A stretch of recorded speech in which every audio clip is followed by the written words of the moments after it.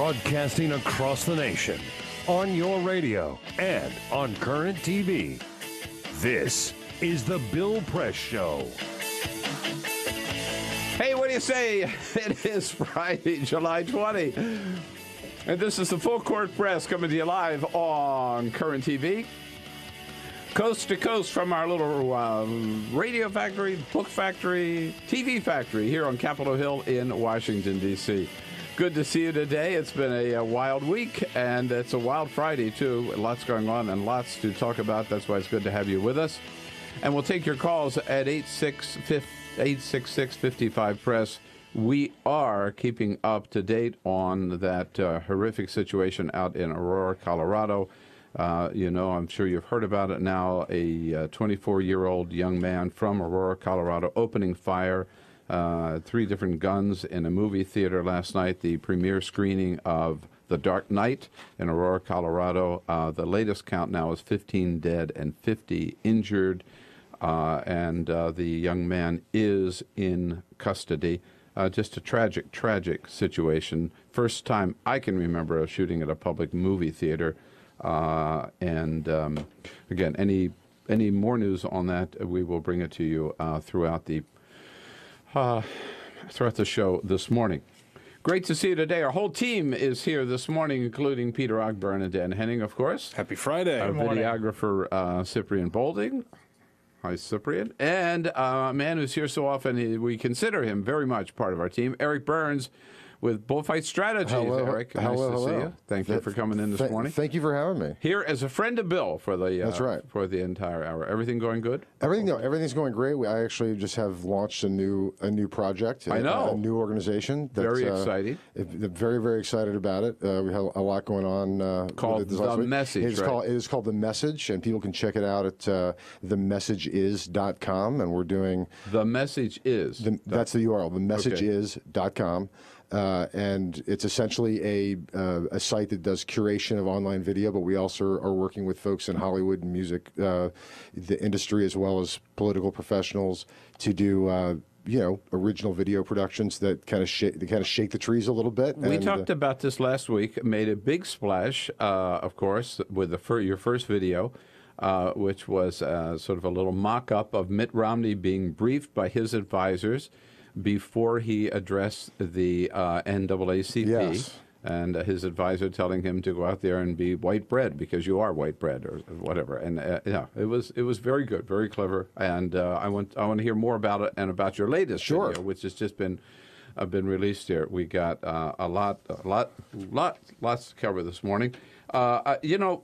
Peter, I think we have to give John Boehner a little credit again, because Michelle Bachmann came out with this wild accusation about the Muslim Brotherhood infiltrating American agencies. Despicable, And that Huma Abedin, Hillary Clinton's top aide, was an agent of the Muslim Brotherhood. Mm-hmm. John McCain went after Michelle Bachmann a couple of days ago. Yesterday, believe it or not, John Boehner was asked about this. From everything that I do know of her, she has a sterling character. And I think accusations like this being thrown around are pretty dangerous.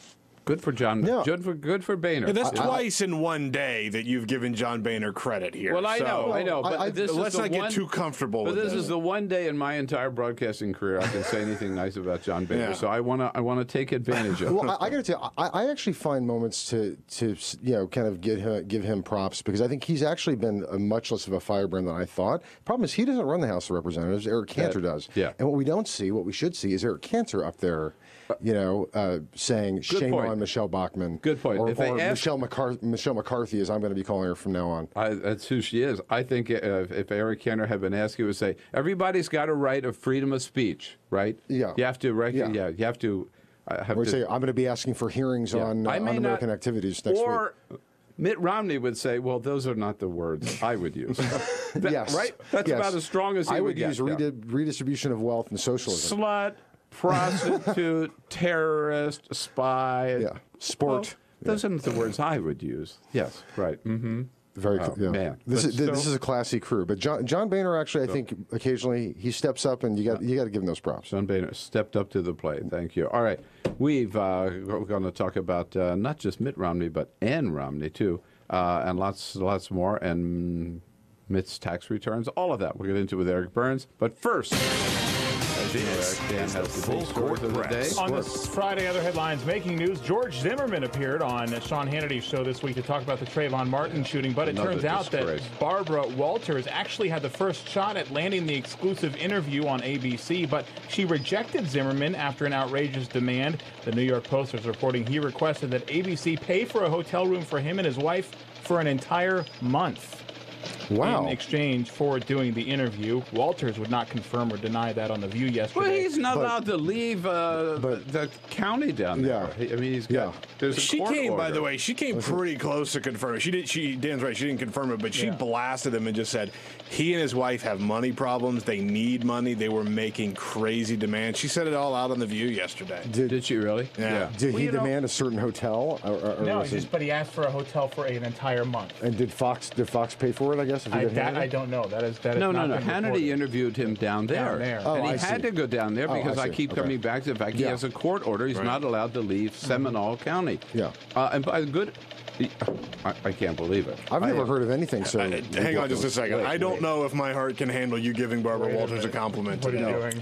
No. I'm not sure my heart can handle saying anything good about This isn't about Barbara Walters Wawa, okay? This is, but I've never said anything good Get about ready, Boehner America. or Barbara, and now in the same day I'm going to compliment both of them. I've you're- suddenly turned into a weenie here. Wow. yeah. Or wimp. you say you've been A complimenting wuss. Bain Capital? Yeah, you know, that Mitt Romney's not such a bad guy after all. No, I'm not going to say anything good about Bain Capital. Okay. In sports, Adam Scott shot a 64 at Royal Lytham to take the opening round lead at the British Open yesterday. That ties a record for the lowest round ever shot on the course. That's just ahead of Paul Lowry, Zach Johnson. But all eyes are on Tiger Woods. He played pretty well. Shot a 67. He is in the hunt. Just 3 shots off the lead going into today's round. Yeah, I shot a 64 once. It was just at a putt-putt golf course. 3 holes. Not bad, not bad. I've done 64, first 9 holes. Yeah. And if you have a potato chip recipe and a good one, God. the folks at Lay's Potato Chips want it. The company is taking to Facebook to ask you to do them a flavor and come up with their next Stop that. I hate that. That's not my writing. That's clever theirs. marketing speak, That's Bill. their marketing. Is it? I'm going to start using that. Is it really?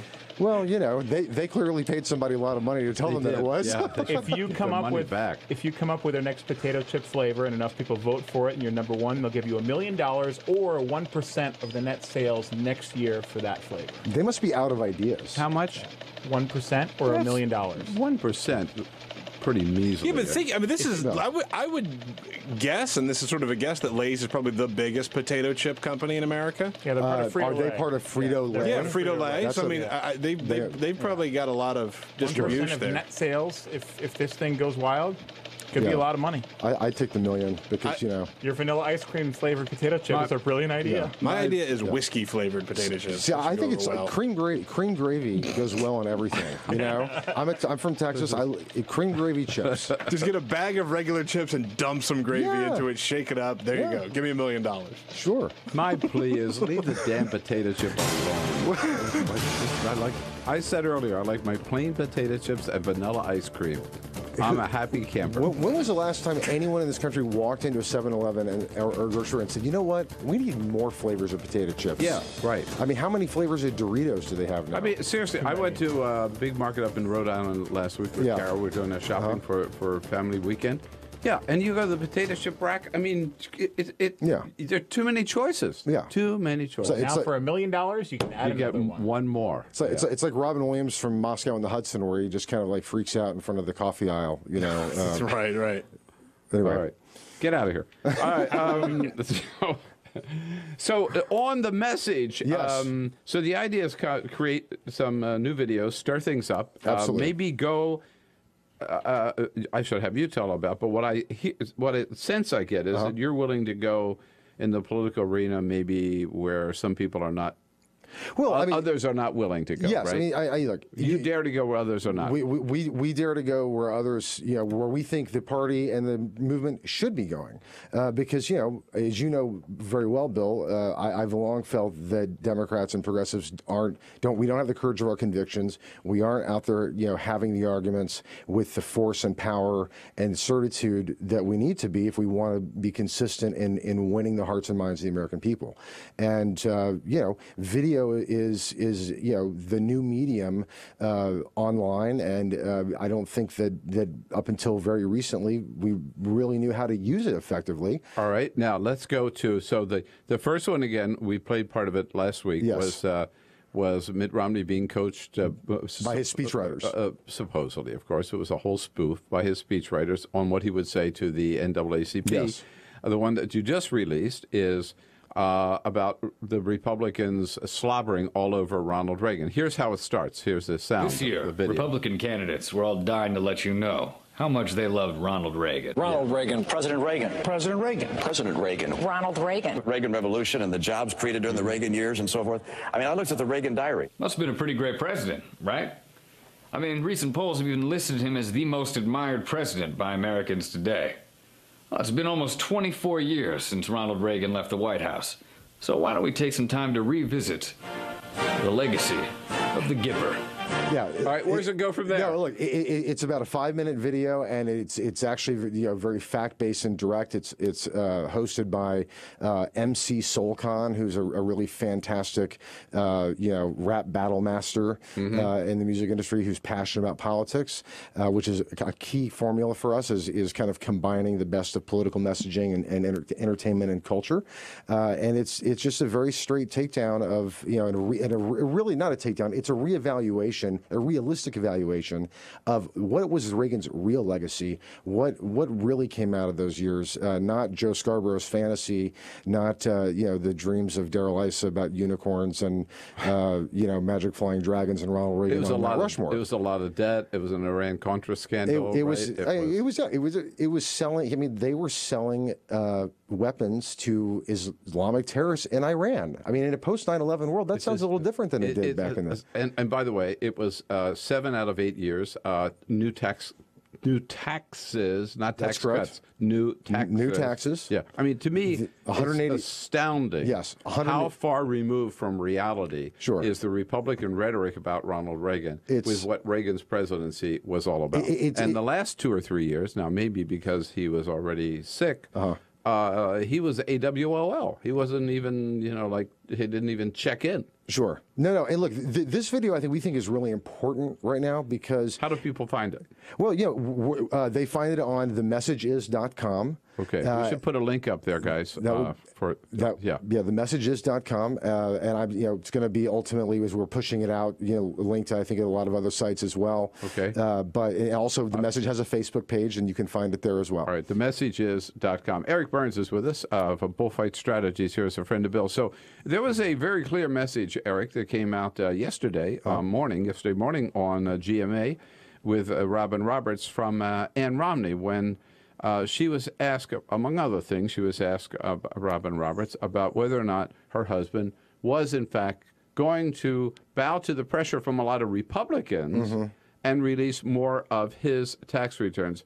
Here's why Ann Romney explains we're not going to. We've given all people need to know and understand about our financial situation and about how we live our life. And so that election, again, will not be decided on that. They will be decided on who is going to turn the economy around and how our jobs are going to come back to America. You people. We've given all you people need to know. Now, you're from the South. You're from Texas. You know what?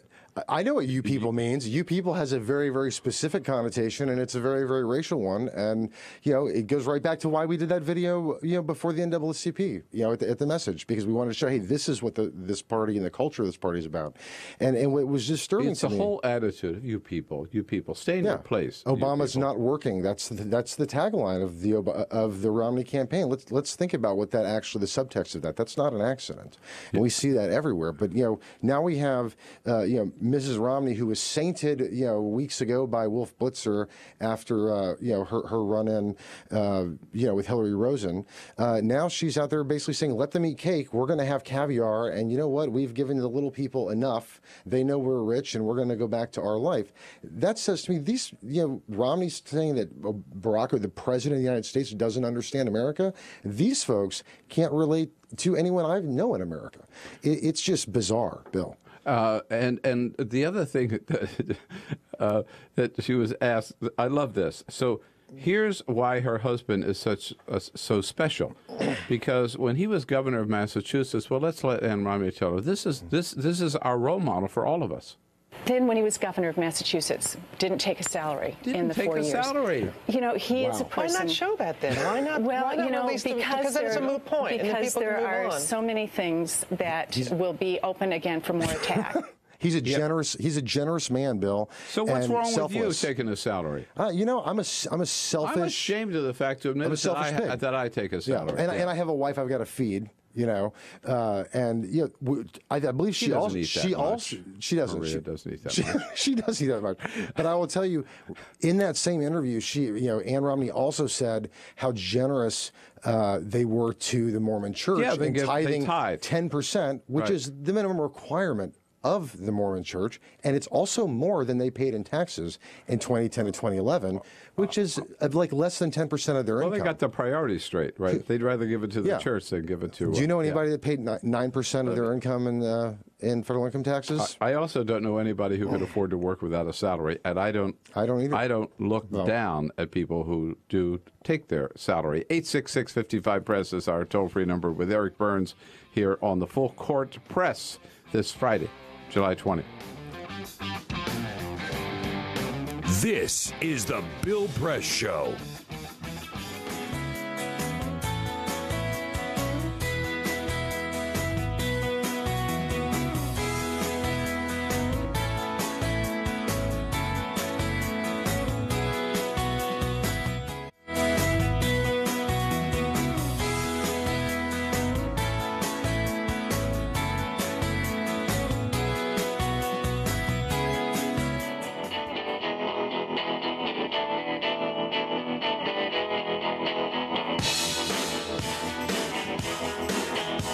On your radio, on TV, The Bill Press Show, new on Current TV.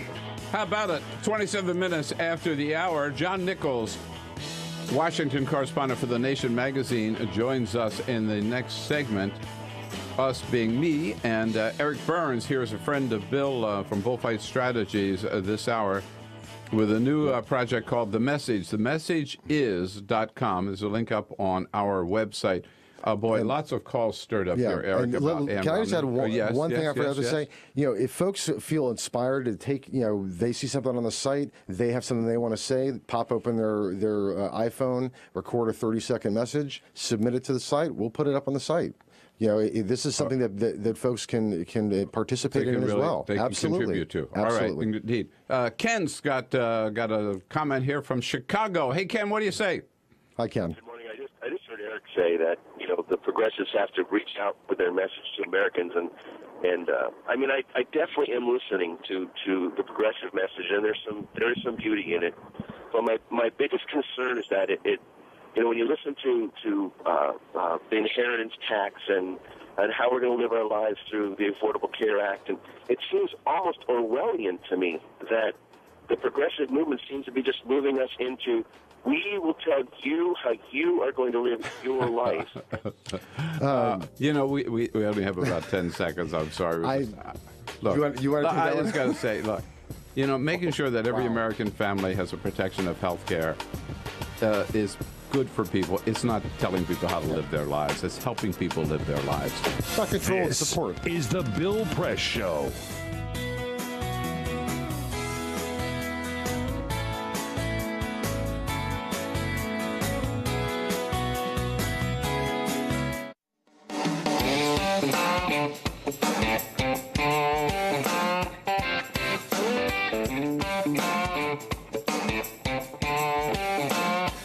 This is the Full Court Press, the Bill Press Show, live on your radio and on Current TV.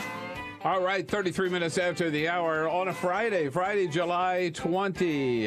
Boy, Friday, our favorite day of the week. I'm sure it is yours, too.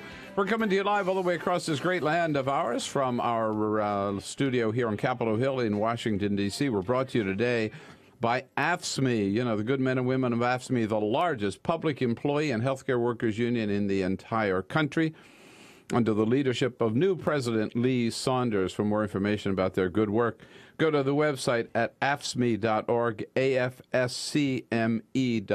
leading the fight for public employees at the state and the city, the county, and the federal level, all the way across this great land of ours.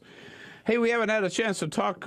Eric Burns is in studio with us from Bullfight Strategies. Eric, Thank you, sir. Thank you, sir. I was just going to say, you know what? AFSCME, one of my favorite unions, because they get out there, they mix it up, they're tough, they're unapologetic, and I think they're a forward-leaning kind of... No. They're on the front lines. They are, really absolutely, are. Yeah. absolutely. And I'll tell you who else is on the front lines. Our good friend covers Washington, covers the nation's capital for The Nation magazine that I've been a subscriber for the last, I think, 125 years. John Nichols. Hey, John, how are you? We're good, Peter. And, you know, in a couple of years, we're having our 150th anniversary, and we're going to really put you front and center as our longest subscriber. All right. Well, 150 years? I wasn't there at the very beginning, John. But he gets a free baseball cap was now. John. Hey, John, Eric Burns here with Bill. How are you doing? I am great, brother, and it's great to hear your good voice. Hey, now You're look. right about AFSCME, man. They are, both of you are right. That is a union that not only has had a long history of militancy, you know, going back to 1932 when it was founded in my home state of Wisconsin. There you go. Right. But also, one of the things is that it has historically had leadership that has erred, and I'm going to say it bluntly, erred left. You know, they have not been afraid to be progressive and be way out front. Now they are the most under attack union in the United States. Right. But you know why? Because they're so effective. That's exactly it. It's because and it's also because AFSCME doesn't just defend its workers. There are some unions where they really, you know, their job is to represent its workers. AFSCME has a dual mission. It must defend the public sphere. It's got to defend public services. They have to defend the work that nobody else wants to even talk about. They've got to defend. They've got to defend municipal government and its role and its relevance. And I think that's actually a model that more unions should adopt. But, Amen. Amen. Mitt Romney certainly doesn't agree with that. All right. So, John, I know that you are just back from a trip to Europe. And we all know why you were there. You were checking on your Swiss bank account. How's it going? Your Swiss bank account? You know, it's been a little rough this year because of some of the banking blow-ups. Oh, that's too bad. I feel sorry. Right. Now, I'll tell you what you have been on top of. So I thought of you this morning because you pick up the New York Times this morning. There's a headline here. This is page A12. London fundraisers put Romney in a scandal's glare.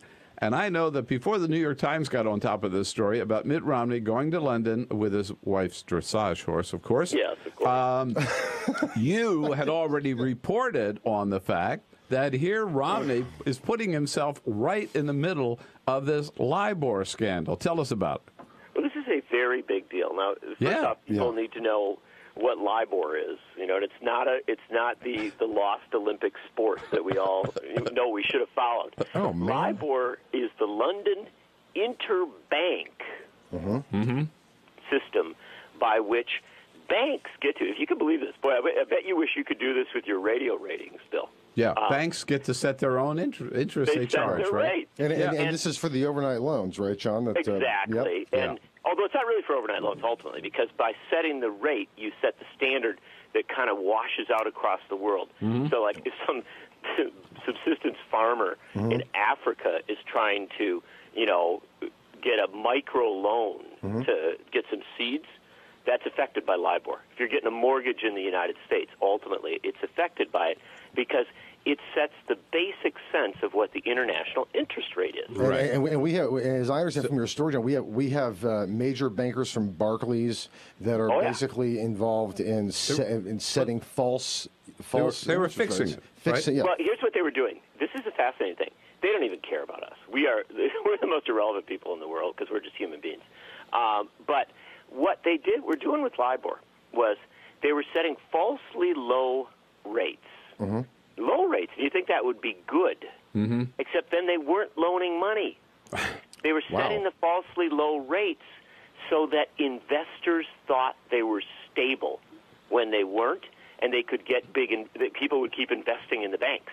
Oh my God! So it was That's like a Ponzi scheme. All right. So how did Romney? So where's Romney get involved in all this? So the head of Barclays Bank had to quit. Barclays Bank had to pay a fine of almost $500 million for this, and dozens of other banks are involved. Well, Romney's going to London this coming week, and the banker who had to quit, the banker from Barclays who had to quit, he was the chairman of Romney's fundraiser in London. Now, this guy has had to step back. Yes. Okay? Bob Donovan, he is out, but his chief lobbyist is now the co-chair of Romney's fundraiser. Romney is going to London. He's going to do a fundraiser in central London, probably in the city, the financial districts where all these banks are. And the committee that is inviting Romney, the people that are doing this $75,000 a plate fundraiser. By the way, yeah. 75,000. That's not bad, eh?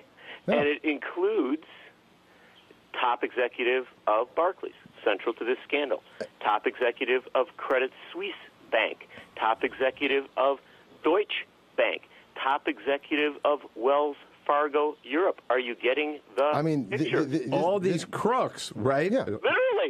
Literally. Crooks. Yeah, as I understand it, John, that Diamond, who I think was the Barclays, Jamie Dimon. not Jamie Dimon, this is Bob Diamond. Barclays Diamond, actually couldn't go to the fundraiser because he actually has court things he's got to deal with. Romney campaign hasn't acknowledged it. They just kind of said, "Sorry, I can't go to the fundraiser. I have to be in court that day." He's got another engagement, is basically I think what the Romney campaign said. But then shamelessly, right, John? Romney is there with his hand out still to all of his colleagues and this essentially like this cabal of financial mobsters, essentially. And do you know how embarrassed they are about this? They're not too embarrassed to turn the money away. No. Well, this is the interesting thing. The invitations, which we got a hold of a copy of, that are quite fascinating. The invitations say the event will be held, quote unquote, at a central London location. Oh. They're trying to hold it someplace where people can't find it. Oh, God. Dick Cheney's going to be By the way, so John the Nichols... London press will find it, I guarantee. Yeah, John Nichols, our guest by phone with Eric Burns and me here on the Full Court Press, and you can follow John's work always at thenation.com, and that's where your piece on London is posted, right, John? Yeah, it's up this morning. It's up this morning, thenation.com. This is really good stuff. Now, this kind of, maybe in a big way, really, does relate to Romney and his wife's being like so out of touch and living in this world of wealthy people, and they don't think it matters, right? They're the joke that I did, tone deaf, John. No, the joke I did at the start of the piece was to say that, in fairness to Mitt Romney, he didn't schedule this fundraiser after learning about the LIBOR scandal.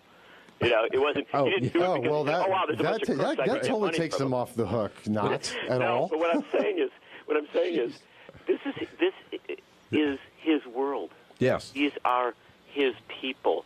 Some of the folks who will be at this event have already maxed out. John, can I ask you? As someone who's really dug into this, what do you think this says about Mitt Romney's character? His judgment and his ability to really be commander-in-chief, that he's actually moving forward with this. Do you think it says anything? Do you think it reflects on it or not? Well, I think it says something, and I think it says a lot by the people who want to be next to him and want to give him money. And that's the important thing to understand. These are the most powerful bankers in the world. These are people who will do anything to make money. This week, they're going to sit with Mitt Romney in a closed room with no media, paying $75,000 or more apiece for the privilege of doing so. They're not doing that because they like the guy. They are doing it because they believe Mitt Romney will either by his own instincts or by their pressure be willing to create a circumstance where the criminal activity, the fraud in which they engaged in London with the LIBOR scandal, will not be regulated or prosecuted. That is the simple reality. They see him as a bankster, like them. What a wonderful picture to paint of the GOP presidential nominee, presumptively in the UK in London, wearing a white wig. Yes, with like a bunch the House of Lords, right? With a bunch of financial criminals. But I want to point out too. I want to come back to the fact that what's taking Mitt to London is this fundraiser, of course. He's also there with his wife and her dressage horse. Now. Okay, so she gives that interview yesterday on ABC before she gets on the specially equipped 747 or whatever big huge plane to carry the horse. Specially equipped to carry the horse plane to carry the horse to London. The horse that you and I are paying for because he gets an $80,000 or whatever it is, $75,000 tax break every year for that freaking dancing horse, right? And think of the entourage that goes with that horse. Anne doesn't feed it or groom it or take care of it, right? No, I mean, she rides it when she gets stressed out after being on the campaign trail for 2 weeks, and it says, you know, she's just got to come back and ride their dressage. And you know what? I don't mind folks who ride horses. Horses are a lot of folks, a lot of working folks who do. Yes. And there's a lot of folks who love horses. Yes. And do you know there are kids in that dressage horse competition who have, worked every day and every night. That's not the problem. Right. The challenge here is that the Romney family, this Romney operation, is so elite, so kind of above this process. And also understand, if Mitt Romney was flying to London simply to watch his wife's horse do dressage, that'd be great. But that's not the point of this. That's not what this is about. Well, look, he's going to London for two purposes. Number one, because he thinks the Olympics is the only thing he can talk about in his past that doesn't cause scandal. Right? That certainly qualifies him to be president of the United States. Massachusetts. He cannot talk about his business background. So he's going to go. He's going to use the Olympics as a PR tool for his presidential race, and even that wouldn't be so bad if it wasn't that on the eve of doing so, he will spend the night before the opening of the Olympics a bunch of crooks with the biggest bankers in the world. Yeah. Listen, all I have to say is you people just don't understand, all right? So that's the problem. Hey, John Nichols, always great to talk to you. Welcome back, and great work on this big story here about Mitt Romney and the bankers going for the gold in London. Thanks, John. Talk to you again soon. Take care, John. Thanks to both of you. Take care. Right. And we'll be back with Eric Burns here. And your calls, too, at 866-55-PRESS. This is classic. Well, classic Mitt Romney. I mean, flying a dressage horse across the country to go take money from $75,000 a head. From criminals. From the crooked bankers in London. To come back and run for president of the United States as a great American patriot. Oh, yes. This man clearly has the judgment to be president. This is the Bill Press Show, live on your radio and current TV.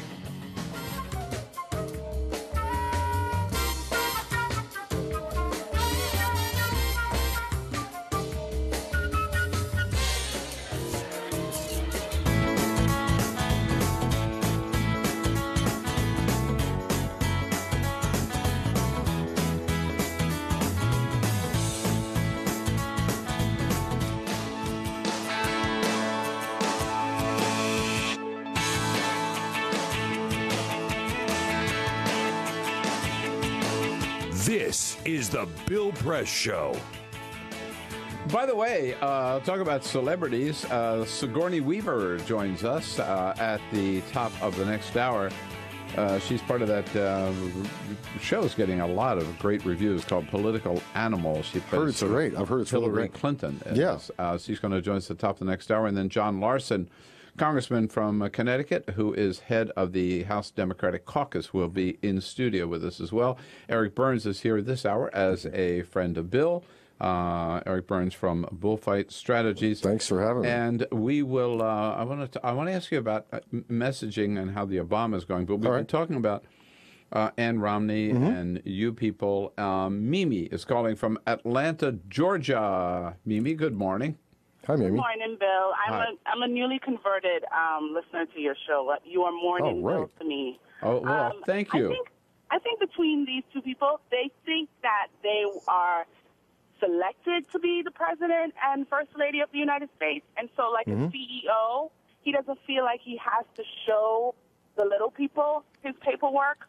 as long as he showed the appropriate people. Yes. But and the arrogance of them is unbelievable. I'm speaking to them like you people because they are the ones who want to be elected to an office that we, the little people, are going to vote them in. Yeah. She speaks in an air of like, why should I show you anything? She's like Marie Antoinette. Yes, she is.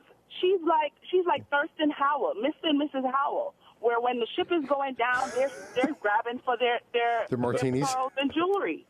I mean, yeah. it's like I shouldn't have to fight for anything. I'm selected into this, and you should be happy that I want to be there. And even when he speaks, the little smirk on his face, if he's uncomfortable with himself, close your mouth. Why are you smirking?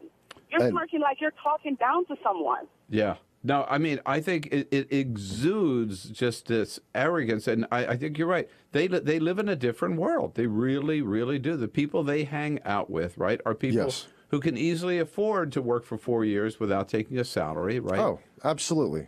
Absolutely. Easily afford 5 houses, easily afford to have a mansion in La Jolla and tear it down and build a car elevator in the new one because you have so many cars. Yeah, I mean, it's just unreal. And there are a lot of wealthy people.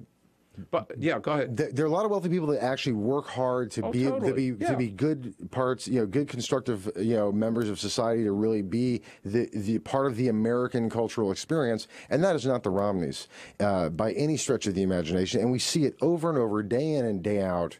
And it's Mimi, thank you for the call, and you're absolutely right on. But Eric, we got to end on this note, I know, but I think it gets to what President Obama keeps saying this election is all about, and that is, okay, you got a choice, right? Yes. All right, who is that person going to fight for in the White House? And it's pretty clear that Mitt Romney only identifies with, only understands, and will only fight for the people like him and Ann, right? Sure. People in that 1%. And Barack Obama, who, by the way, is not a pauper, right? He's a wealthy man, too. He's done well. But he, like Teddy Kennedy, he's earned it. Or like Jack Kennedy, is going to fight for the middle class. Is going to fight for working class families. He's going to fight for the country. And he'll the fight entire for the country. 99%, as opposed to thinking if you give the 1% more, that they'll let enough dribble down to keep all the rest of you people happy. Right? Oh, yeah. And I'd add one little thing, if I can, very quickly. Mitt Romney will also just do whatever he thinks is right in the moment. I don't really think that he's got a strong backbone other than his own financial interests. Well, you got a strong backbone, and the message is a new one. TheMessages.com. Good to see you, Eric. Thank you. Great for having me, Bill. Thank you. I'll tell you what the president's up to in Florida today when we come back. Radio meets television. The Bill Press Show. Now on Current TV.